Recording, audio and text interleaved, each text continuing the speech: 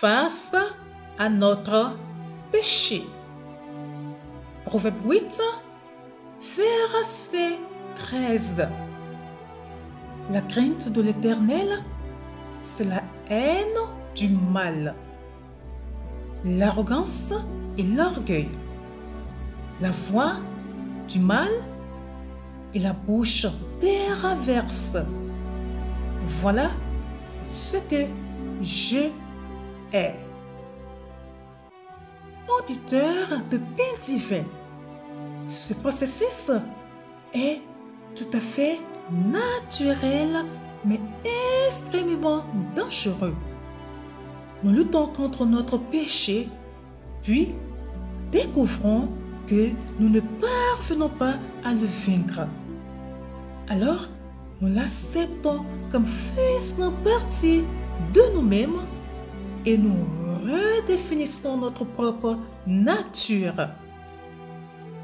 En effet, il nous semble avoir fait de notre mieux et nous en déduisons que notre nature humaine ne devait pas être si mauvaise au départ.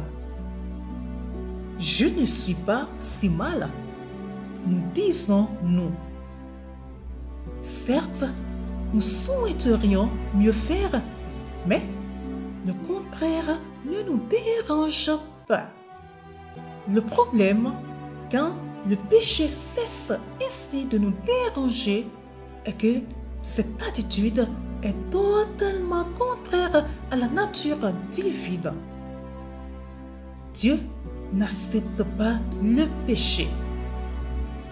Il ne ferme pas les yeux sur lui. Il a payé pour ça, et au prix d'un grand sacrifice. De Genèse 3 à Apocalypse 20, le problème du péché n'est jamais traité à la légère. Le livre des Proverbes nous dit que le commencement de la sagesse, c'est la crainte de l'Éternel.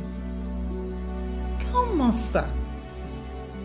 Si aujourd'hui nous créons Dieu, c'est que nous avons compris combien Dieu est grand. Nous avons eu un aperçu de sa sainteté qui nous a jetés face contre terre. Nous avons compris la nécessité d'implorer la réconciliation avec le Créateur offensé.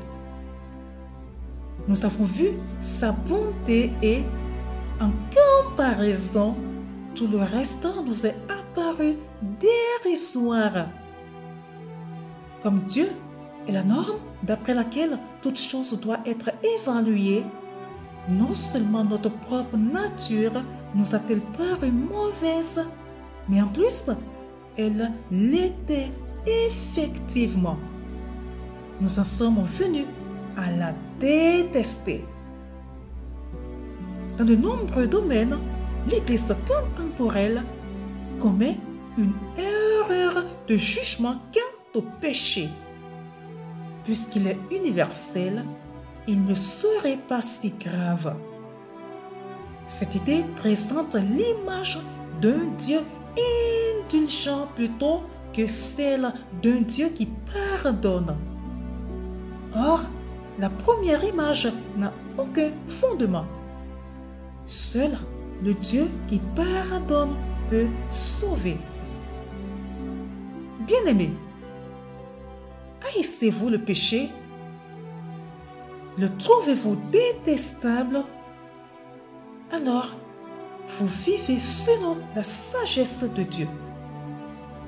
Vous connaissez la différence entre un Dieu indulgent et un Dieu qui pardonne, et vous savez devant lequel vous prosternez.